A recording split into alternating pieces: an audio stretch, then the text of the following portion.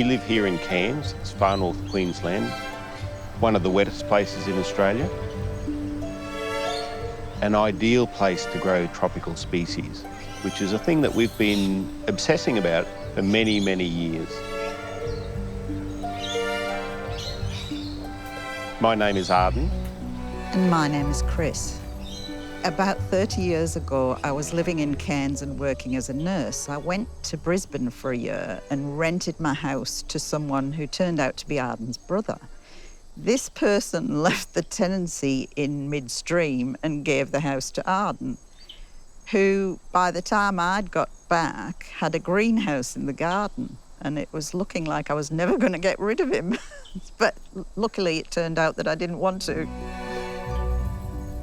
We run our nursery from the house, and the advantage there is that you are then able to constantly observe the life cycle of the plants. Early in the morning, you've often got a lot of fertility. The pollen appears overnight. Some plants, of course, become fertile in the evening. And if you were working a 9 to 5, you wouldn't be able to either access your plants or have this knowledge.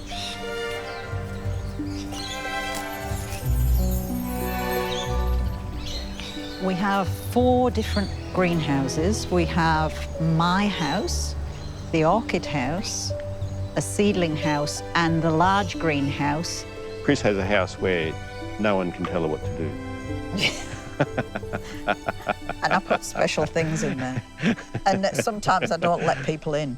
Or quite often I don't let people in. Yeah, so it's sort of like, you know, it's there.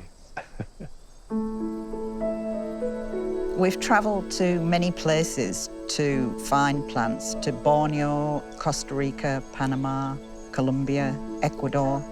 Seeing plants growing in their natural conditions allows you to make decisions which allow them to grow much better in cultivation.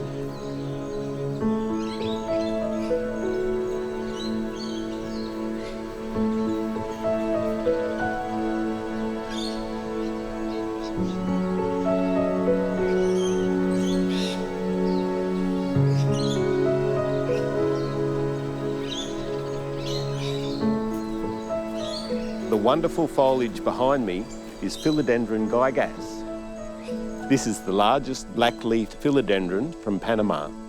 The texture and the colour set this philodendron aside from all others. Its magnificence, though, is really its size, and when it gets really big, the stem is as thick as your arm. You really need a royal palm to grow it up. We planted this Philodendron gigas about 20 years ago when we came here, and it took probably around 10 to 15 years to reach its height that it is now. There's a famous photo of Chris pollinating Philodendron gigas, and the seed has subsequently been distributed around the world.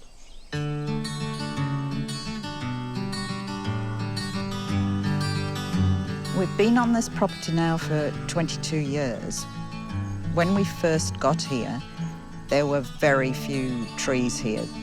We got a big machine in and dug into the ground to make the foundations for the greenhouse so that it was a bit tucked in so that when the cyclones come, they wouldn't take all the shade cloth with them.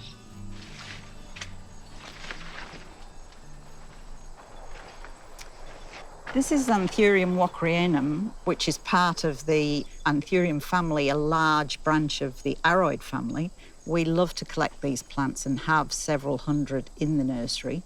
The velvet texture and the veins on this plant make it stand out and pop. It needs the sort of conditions it has here, a moist, humid atmosphere. So if you want to grow it further south than Brisbane, you need a hothouse, really. It looks like there's a flower in here that's ready to be pollinated. It's moist and receptive, so I'll go and get some pollen to put on that. I'm just going to collect as much pollen of this walkerianum as I can. Nice, fresh, dry pollen like this is perfect to put onto a receptive plant elsewhere or to freeze if necessary.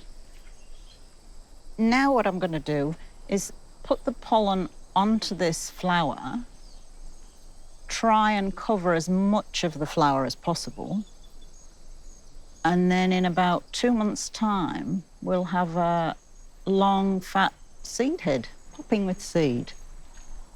This is a Walkrianum that I pollinated about 2 months ago. In another couple of days, it'll be ready to harvest. I'll cut the seed head off at that time.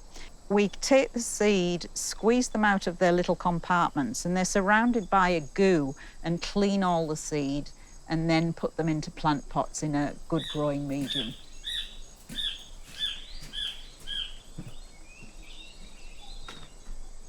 Arden calls this the sperm bank.